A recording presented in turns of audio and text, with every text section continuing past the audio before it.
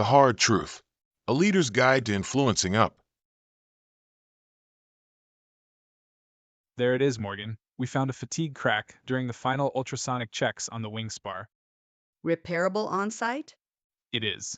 But the replacement fitting is a special order. Supply confirmed it's a 2-week lead time minimum. There's no way to rush it. So the original delivery for this Friday is impossible. Jet WA 4016 won't be ready. This is the moment. The hard truth.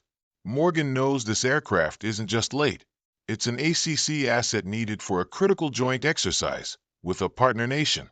Failure to deliver has significant mission and reputational consequences. The path of least resistance is to dump the problem on the group commander, Colonel Evans, potentially triggering frustration and an unproductive just-fix-it order. But the most effective leaders know this moment is an excellent opportunity to influence outcomes and prove their leadership capacity. They don't just speak up. They strategically shape the conversation. They use the C.O.R.E. loop framework for turning friction into focused, mission-driven action. First, you calibrate. This is your tactical prep. Your first action is to acknowledge your response to the initial problem, then redirect that energy into problem solving. With that composure, you develop viable options, gathering hard data on timelines, risks, and cost. Finally, filter your options through the lens of your leader's priorities, framing it to answer the question they care about. How does this impact the mission? Next, you open. The first 15 seconds of the conversation are critical. You state the bottom line issue directly and project calm, solution-focused professionalism, immediately signaling that you are there to solve, not complain. Then you resolve. This is not a one-way brief. It's a problem-solving discussion. Your objective is to present the facts, table your solutions, and engage in a candid discussion about risks and trade-offs to arrive at the best possible outcome for the mission. By coming prepared, you create a clear path for the leader to engage and apply their authority where it's needed most. Finally, you execute. You leave with a clear plan. You confirm ownership of the next actions, clarify the path ahead, and determine if you need to run the loop again once you have more information. Let's see how this works for Morgan. Morgan's first move isn't to run to the colonel's office. It's to calibrate. Her goal: turn this problem into a solution Colonel Evans can say yes to. She starts gathering intel. Dave, what's the status on the other ACC jet, WA 4018? What would it take to accelerate its timeline? Okay, send me those numbers. Finance. I need an estimated overtime cost for 3 mechanics for a 4-day push. Sir, I have an urgent update on the ACC jet for the exercise, tail WA 4016. We've discovered a structural fatigue crack that makes Friday delivery impossible. The new timeline for that specific aircraft is 2 weeks out. However, I've developed a COA that ensures ACC still gets a fully mission-capable jet by the original deadline. A 2-week delay is a major problem. Morgan, what's this course of action?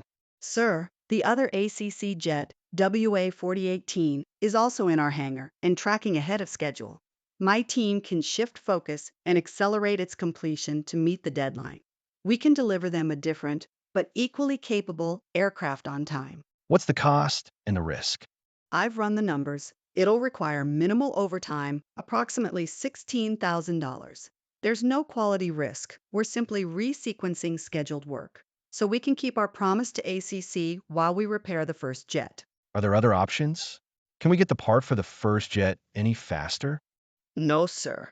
My lead mechanic confirmed with supply. There are no spares in the enterprise inventory. The 2-week lead time is firm. The only other option would be to inform ACC we are breaking the deadline, which puts their exercise commitment at risk. Good work, Morgan. Your COA is approved. I will confirm with ACC that WA 4018 will suffice. Assume it will and authorize the overtime. I'll reach out if we need to reassess. Yes, sir. My immediate action is to brief my team and officially adjust the schedule. I will have revised schedules on your desk by COB today.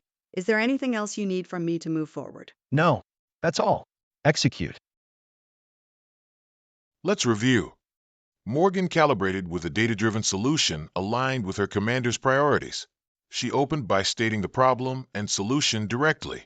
She resolved through a problem-solving dialogue on options and risks, and she executed by confirming a clear, actionable plan. Ambushing your leader with a raw problem is the fastest way to get to know. It signals you're stuck on the obstacle, not the solution. The core loop is designed to reverse this dynamic. It proves to your leader that you have processed the initial setback and shifted your focus to building viable COAs. You aren't asking them to fix it. You are presenting them with vetted options and a clear recommendation. This is how you build credibility as a leader who can be trusted to own their sector, protect the mission, and drive results. To learn more about how you can use the core loop to solve problems and influence decisions, download the companion guide for this video and check out other videos in the From Conflict to Cohesion series.